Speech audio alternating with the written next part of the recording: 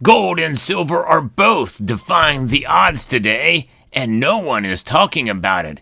It is a mystery as to the reason why. Let's talk about it as we explore.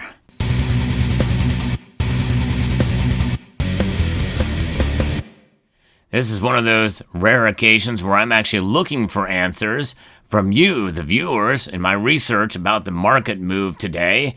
I've not been able to find any one reason why the prices have gone up, because every indication from market conditions and in the news and what's been going on, gold and silver prices should be falling, and maybe even fairly dramatically today, but that is not the case.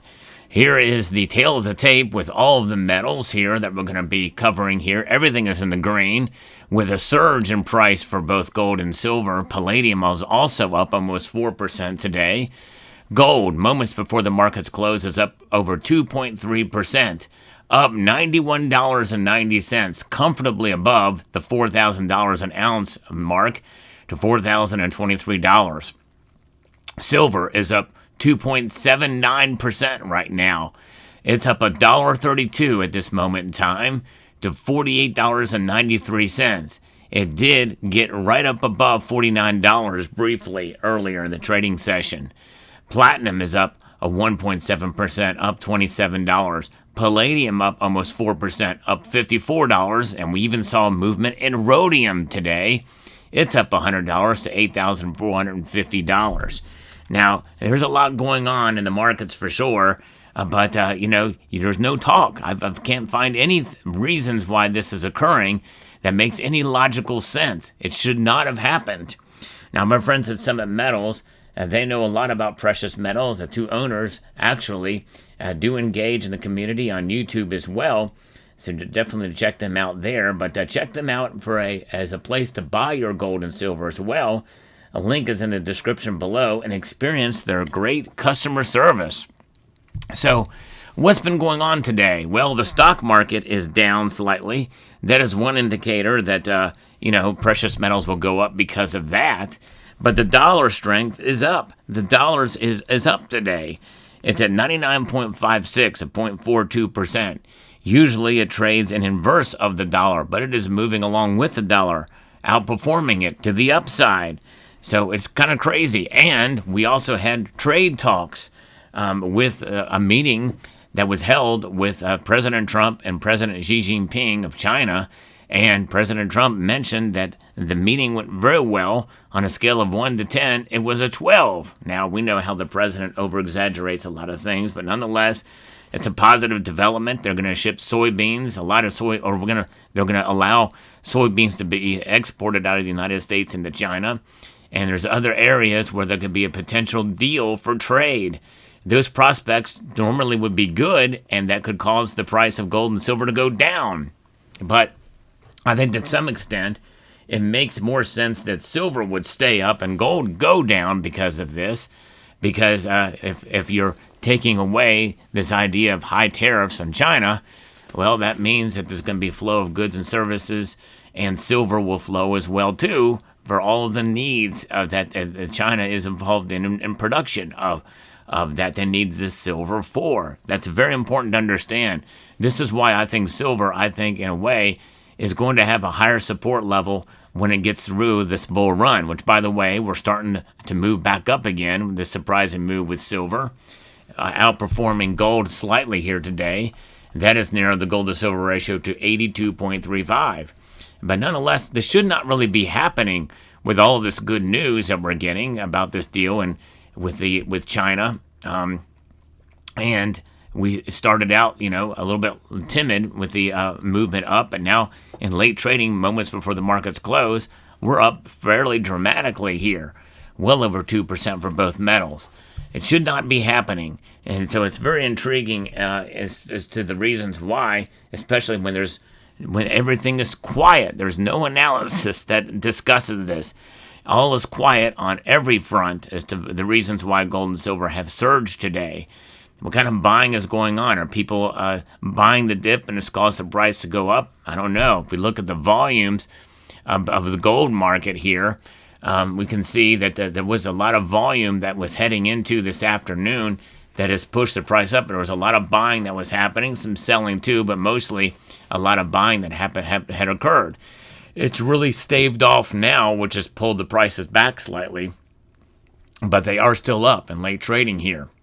Silver, we can see much the same, although much less volume, but there was a smackdown that occurred earlier, around the 3 o'clock hour that took it down below $49 an ounce, but then it picked right back up with some increased volume again. A lot of interesting trading there that is vastly different than what the gold trade was. A lot of steady volume, increase in volume in the gold market, but not so much in silver.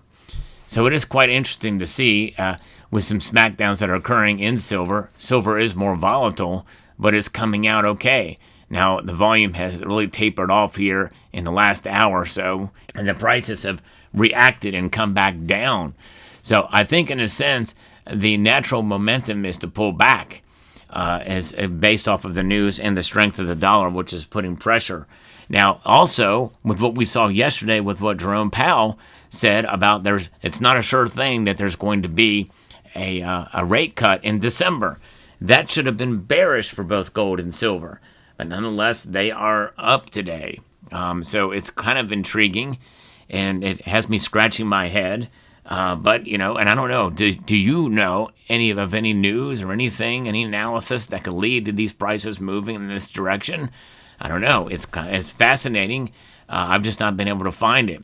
But all intents and purposes are that, we likely are starting to see maybe higher support now for both metals. And who knows, maybe support for gold will be $39.50 or $4,000 an ounce. We won't see it fall below that if we see more days like today and even yesterday. Silver, much the same, into the high 40s, we could see that support draw out. I think every day above $45 for silver is a massive victory for silver, in my view. Because if we don't see these things plummet right back down after that meteoric rise that we saw leading up to mirroring what we saw in 2011, it really will prove that this time is different. And maybe just people are just realizing, you know what, we want to hedge against what's going on around the world. Not everything is hunky-dory, to turn a phrase, in many parts of the world, and there's still a lot of uncertainty out there. And uncertainty drives fear, and fear drives irrational moves in the market. Could today be one of those? Well, with platinum, palladium, and rhodium also moving up, I'm not so sure. Maybe there's something that I'm missing in my research that I've not been able to find.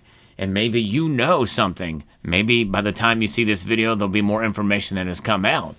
But really, honestly, with everything that I'm looking at here, and we're going to take a look at what's happening, there's only one indicator that will lead to higher prices, and that is the stock market moving down. The Dow Jones Industrial is down over 109 points. The NASDAQ is down over 370 points. The S&P is down 66 points. It's only the dollar that's up.